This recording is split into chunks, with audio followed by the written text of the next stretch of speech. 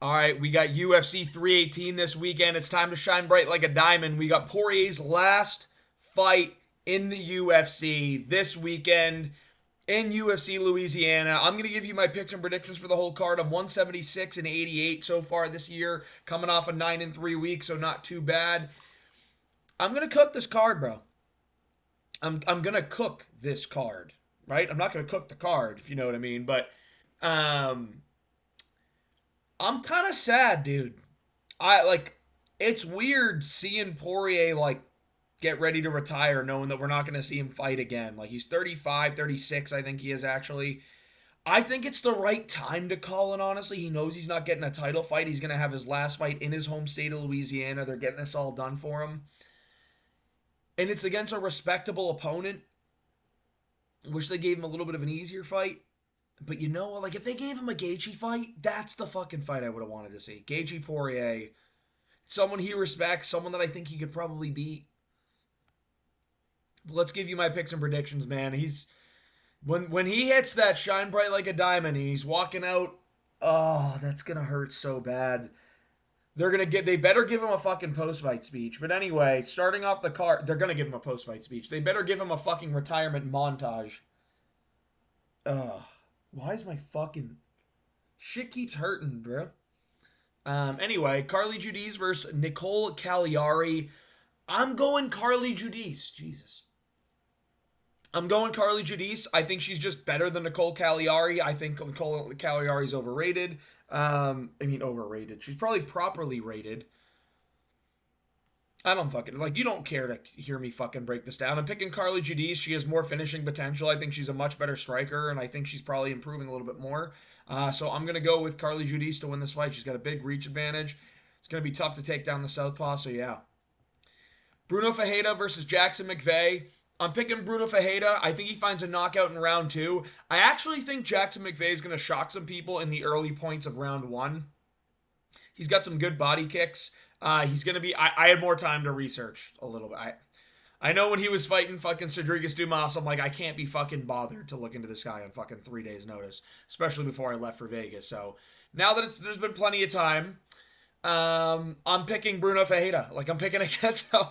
I think Jackson McVeigh's kicks are pretty good. He's pretty fast twitch. I'm not gonna lie. He's got some fast twitch muscle ability here. It's a little speedy. Again, the body kicks are very good. I think you're gonna see him land some really good shots. I think the range is gonna be a little bit of a problem for Bruno Fajeda early. But I think it's eventually he's just gonna find his way. Like the damage isn't gonna be too much to him. I think he's just gonna find his way, like walking down Jackson McVeigh and land a big bomb that puts Jackson McVeigh out. I don't expect Bruno Fajeda to try and grapple in this. I know he's been improving his grappling significantly and he's been trying to show it by grappling more. I just don't think this is the matchup for it. I think that's where Jackson McVeigh has his best skills is in the jiu-jitsu game. So I don't see Bruno Fajeda trying to offensively grapple here. And I think he's too stocky, short for Jackson McVeigh and very strong. Too strong to be taken down.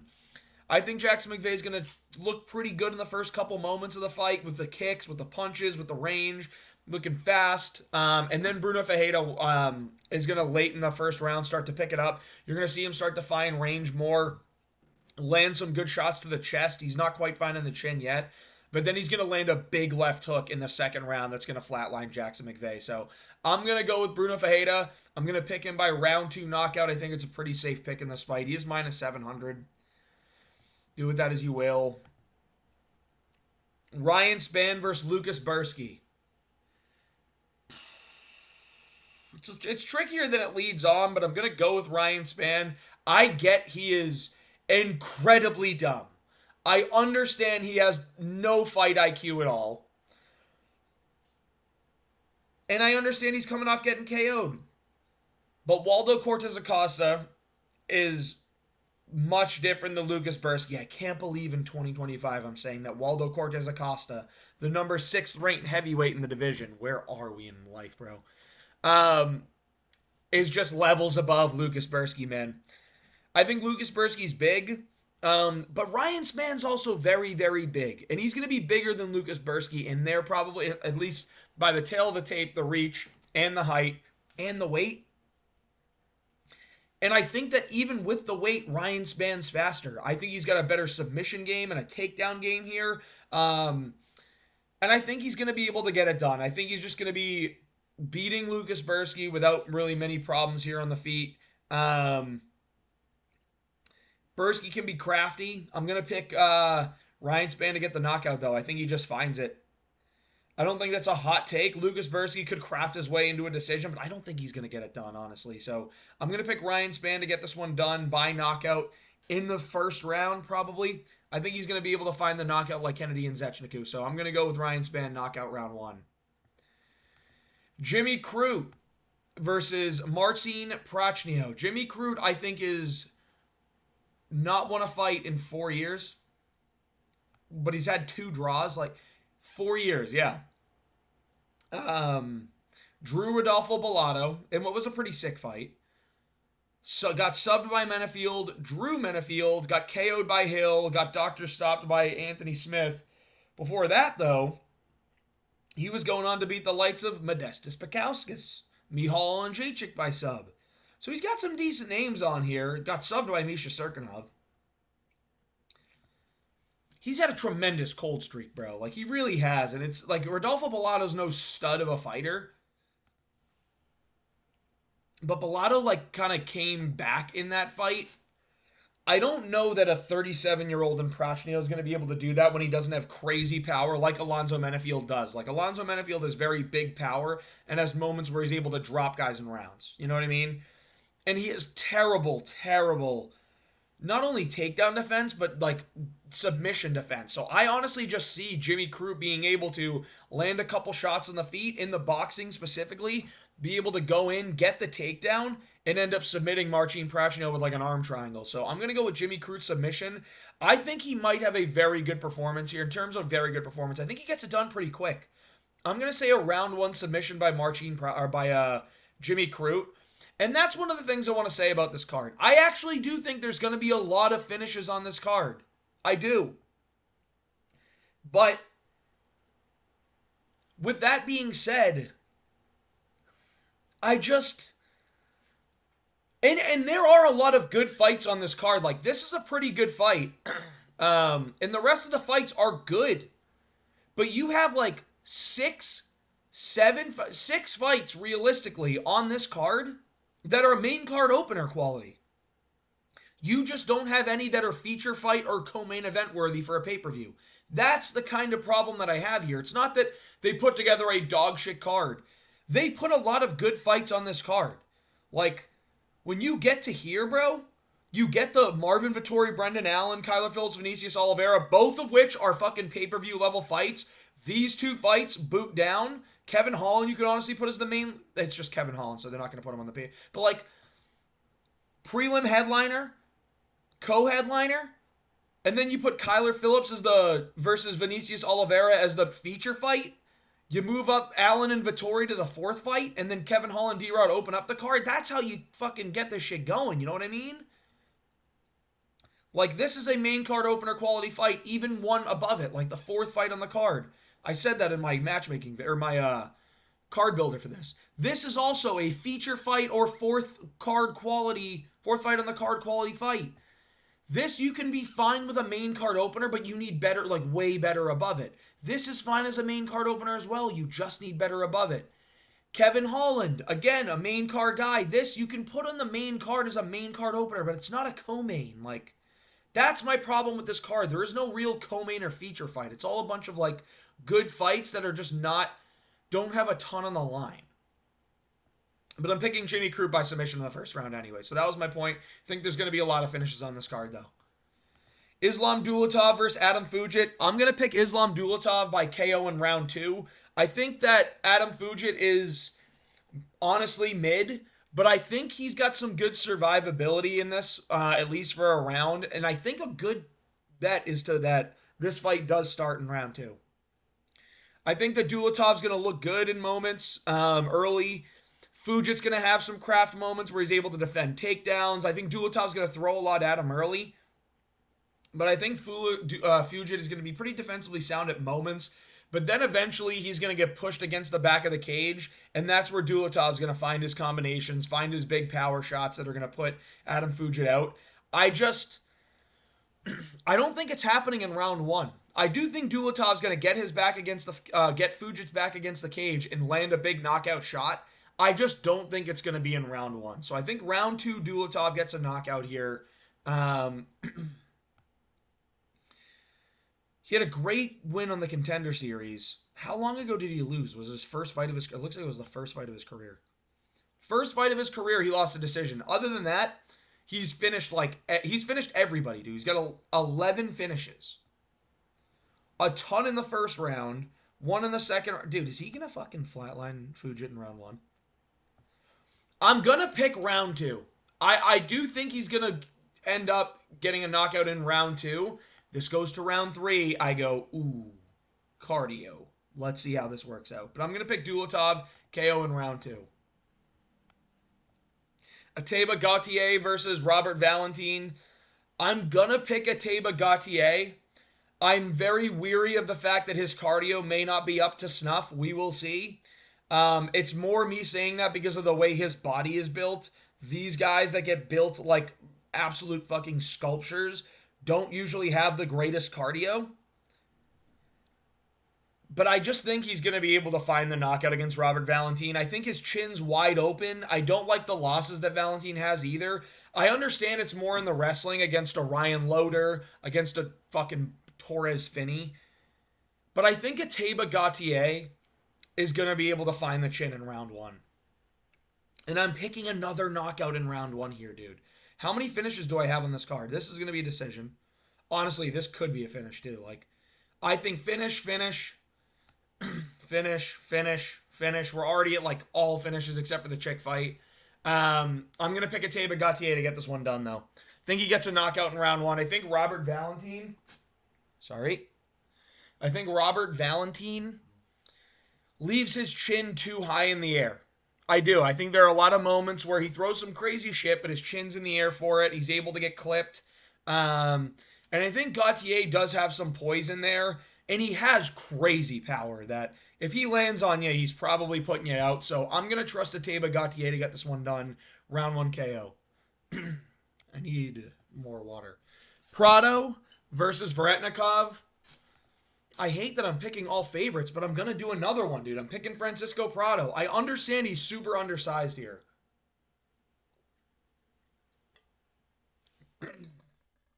I very much understand how undersized he is. But, like, he did go to a decision with Jake Matthews, which is a good look. Varetnikov is not good.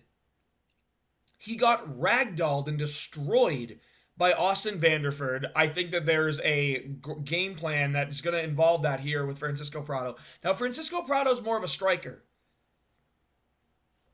but he's constantly evolving his game. He's 23 years old. He is consistently evolving, consistently getting better, has fought very good competition, and I think you're going to see him actually start to implement some of the grappling in this fight. And then I think you're going to be able to see him outbox Varetnikov. I don't think Varetnikov's that good. I just don't. I think Prado's going to be able to get it done here, and he's got a blockhead, so I don't think he's getting knocked out. Like, if he fought guys like Jake Matthews, who's looked very good recently, didn't get knocked out, took an absolute beating against Daniel Zellhuber, and didn't get knocked out in that fight, didn't get knocked out by Otman Azaitar. He did lose to Malarkey, which is kind of crazy. If I remember correctly, he could have won that fight, but I think he's going to be able to beat Nikolai Varetnikov. I don't think Varetnikov's that good, so I'm going to pick Prado to win a decision here by mixing it up a little bit more. Now, this should be on the main card. This not being on the press conference is one of the fails of this entire card. There is bad blood here. There is legitimate beef here. These guys have already fought in a casino. They don't like each other. Now, granted, Marvin Vettori did suffer a very sad and tragic loss. He lost his brother a little bit earlier this year. Brendan Allen reached out, wished him the best of luck, condolences, all that. So again, while there is bad blood, there's always going to be respect. No one wants to see what happened happen. You know what I mean? Like, It's just sad to see. And I think that there's going to be a little bit of remorse and stuff there from Brendan Allen. I think he'll probably take it a little bit easier on him, knowing how hard of a time he's going through. And I'm sure Vittori's very, like, appreciative of Brendan Allen reaching out and thanking him. Or not thanking him, showing his condolences. But I think if you put the two of these on a mic, they're going to sell it. Like, they will garner interest in this fight. They're going to sell this fight. They're two ranked middleweights. I just don't. This is such a fail not having them on the press conference, man. It really is.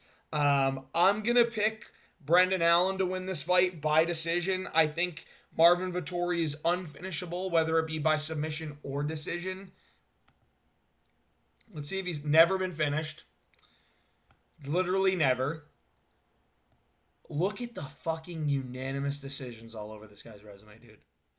His one finish, bro, in the UFC is Carl Robertson by submission. Look at the decisions, dude. He went on a crazy submission streak. He got a fucking toehold on somebody. I just don't think he's getting finished, man. I think that Brendan Allen's going to very easily outstrike him, mixing in the kicks, mixing in the low kicks, the middle kicks, the high kicks, all of it. He's going to be very, very diverse with those. Going to be able to have moments where he outboxes Marvin Vettori, but then going to get into moments where he, like, gets in the clinch, and Marvin Vettori's maybe having success in the clinch, and he chooses to stay there. This has 29-28 decision written all over it for me. Realistically, I think a lot of us are going to watch this fight and think Brendan Allen won 30-27, but it's just going to be 29-28 Marvin Vettori. It is in Louisiana, though, so maybe they will fucking give Brendan Allen this right scorecard. I think Brendan Allen just gets this one done by decision. He's got more ways to win. He's a better grappler, a better striker. The only thing he doesn't have is chin and IQ. But granted, fight IQ for Brendan Allen and Marvin Vettori is literally a combined 3 between the both. I just think that Brendan Allen's more skillful, so I'm going to go with the more skill here. I think he's going to get it done by decision. I'm picking Brendan Allen decision here. Vinicius Oliveira versus Kyler Phillips. I have been pretty vocal about how overrated I think Kyler Phillips is. Think he's got no gas tank. Think he throws stupid strikes that are meant to gas him out, which is crazy. Think he's got some decent grappling, but I think the counter grappling of Vinicius Oliveira is way better. I think that Kyler Phillips might have a very high output, high volume first round, but I think that Vinicius Oliveira is going to figure him out quick. I think he's going to do a good job of not getting hit. He's going to do a good job of defending takedowns. And then I think he's just going to end up in the last 2 rounds walking down Kyler Phillips. And I think he's going to win a decision in this fight. I think he's going to dog walk him, land insanely, like, unorthodox strikes, straight 2s into flying knees and shit like that. Like, I just think he's better everywhere. He's better in the striking, great counter grappler, and that's where Kyler Phillips is going to have his most success in this fight, would probably be the grappling.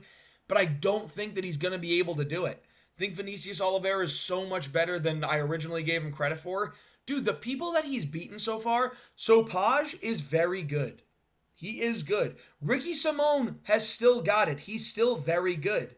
And Vinicius Oliveira made him look like he should have been cut from the UFC. He schooled him.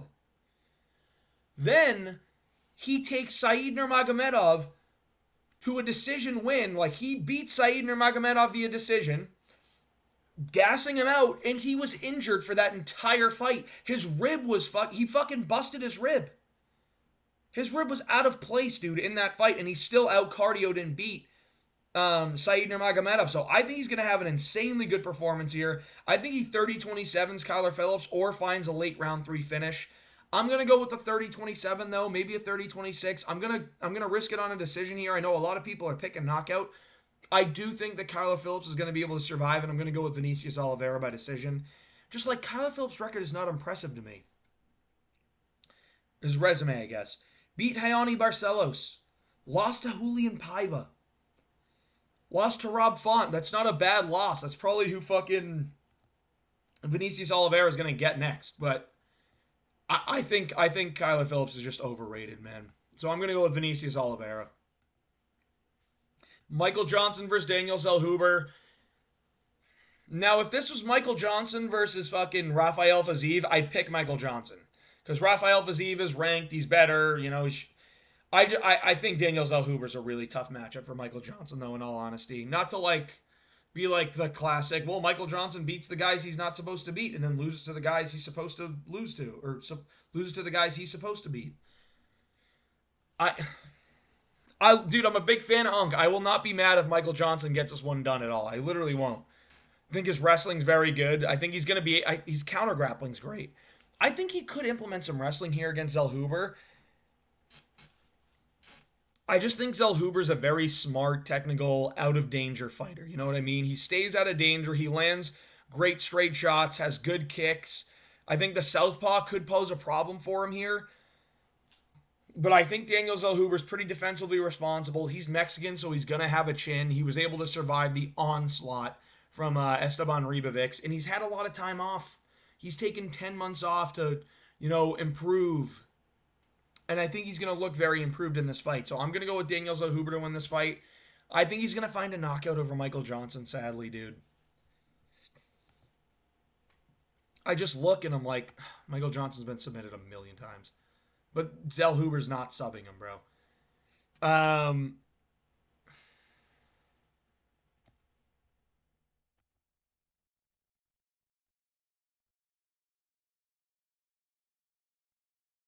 Look at that loss streak, bro.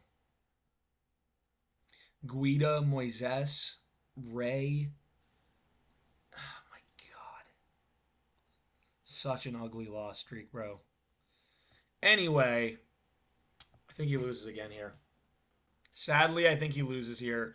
I'm going to pick Daniel Zellhuber to win a decision in this one. I'm not picking a knockout. I'm picking a decision. 4 decisions in a row. So we're going to have an insane amount of finishes starting out the card. Then we're going 4 decisions in a row. I think we're getting 5, dude. I think Dan Ige is going to win this fight by decision. I think he's literally is Pitbull, but younger. I think he's more in his prime Pitbull with greater reach and better fight IQ. More output, too. I think that Pitbull does this thing where he just like stares at you the whole time, tries to land a big bomb, and then he just sits there and stares at you again for a long time. I just don't think Pitbull's got it anymore, bro. I don't. He got schooled by Yair. Schooled by Yair. And I think Dan Ige is going to have a much closer fight with him, but I think Dan Ige is going to be able to get it done. Finding a check left hook that drops. I think he's going to drop Patricio Pitbull. I just don't think he knocks him out. But I'm going to pick Dan Ige to get it done. I think he's faster. I think his grappling is very on par with what Patricio Pitbull has. I think Dan Ige's got better boxing, more output. I just think this is a... Like, Pitbull could win this one, bro. But I'm going to pick Dan Ige, and I swear I've picked favorites on every single fight so far. And I'm going to do it again. I'm going to pick Kevin Holland. I think this fight gets into round 3, and Kevin Holland finds a way to chin Daniel Rodriguez late. I do. I think that Kevin Holland is very much improved. He's faster than D-Rod. He's more technical than D-Rod. Not even that much more technical, but his range is insane. And he's on a hot streak right now. And when you're on the Kevin Holland hot streak, you got to ride it. I also think that he has significant grappling ability here that could be used. Do I think he goes for a takedown? Not really. I don't. But I think if it ends up in a point where one of them gets knocked down, Kevin Holland's going to be able to snatch up the neck very quickly. So I'm going to go with Kevin Holland. I think this is an absolute mismatch. I think he's way better than Daniel Rodriguez. I actually don't think it's close of a fight. I think it's just going to be Kevin Holland schooling him the entire time, dude. Literally the entire time. I'm going Kevin Holland to win by knockout round 3. Maybe earlier. Paulo Costa versus Roman Costa. Dude, Can I, like, switch any of these, bro? I just don't like being the guy that picks all favorites, but I don't see one of these underdogs winning. Like, I could see Prachnio getting a win. I don't think it's going to happen, though. I could see Varetnikov getting a win. I could see Michael Johnson finding a way to win, and I could see Pitbull. I just don't think they're gonna. And in this fight, I'm going to go with the favorite again, dude. I'm going Roman Kopylov. I just think that Paulo Costa is very low output.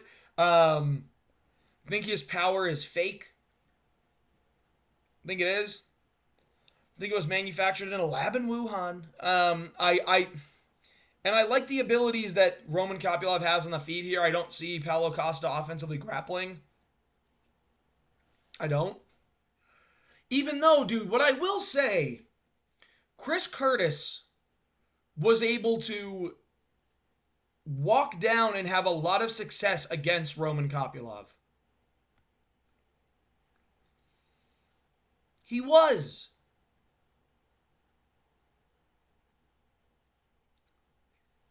Kopylov beats Almeida by implementing the grappling.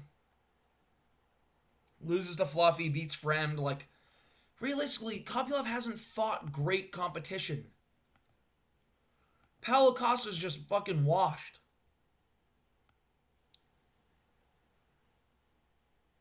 You know what? This is my underdog. Fuck it, dude. I'm taking Paulo Costa. I can't tell you why. I have no idea why. Maybe I just need an underdog that bad. Maybe I do. But I think Paulo Costa can win. I don't think he's chinnable. Like, is he chinned him? Yes. But I don't think Kopylov's, like, got that slick level boxing that Izzy had in that fight to chin Paulo Costa. And Izzy was on fucking steroids. And I think the kicks of Kopylov could cause a problem, but I also think Kopylov is very hittable. And I don't like what I saw when he fought Chris Curtis. I'm going to go with Paulo Costa to win this fight somehow, dude. I think he wins a decision out of nowhere. Fucking Randy Orton RKO out of nowhere. I'm going Paulo Costa 29-28 split decision. Fuck it. And then lastly, Max Holloway versus Dustin Poirier. I'm going with Max Holloway.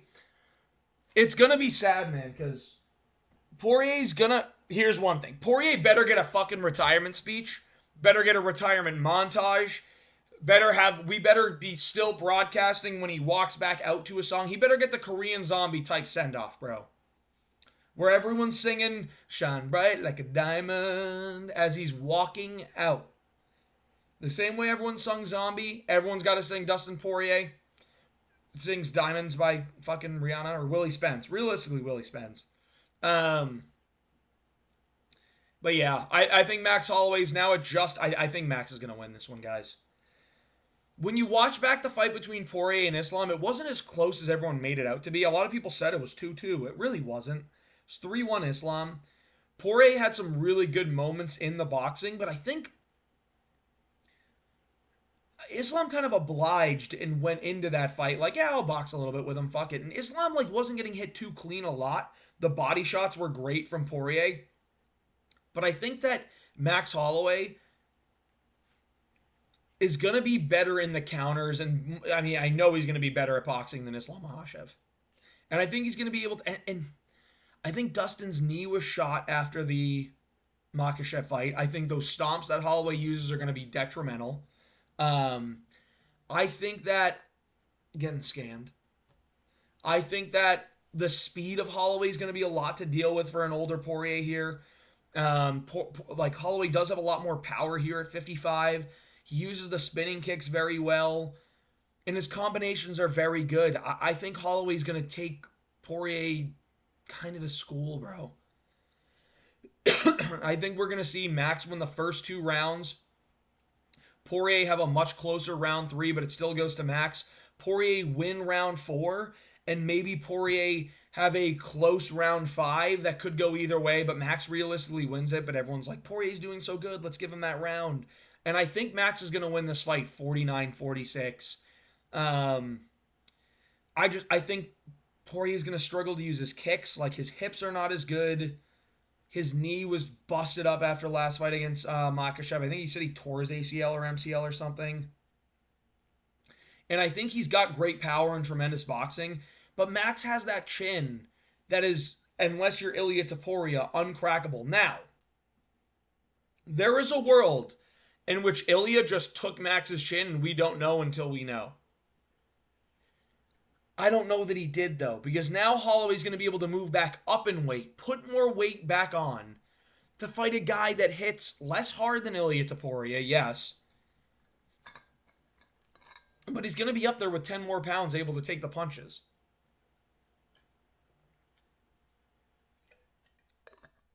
And I don't think I think Max is going to be able to out cardio Poirier here. I think we might see Poirier look a little old in this one.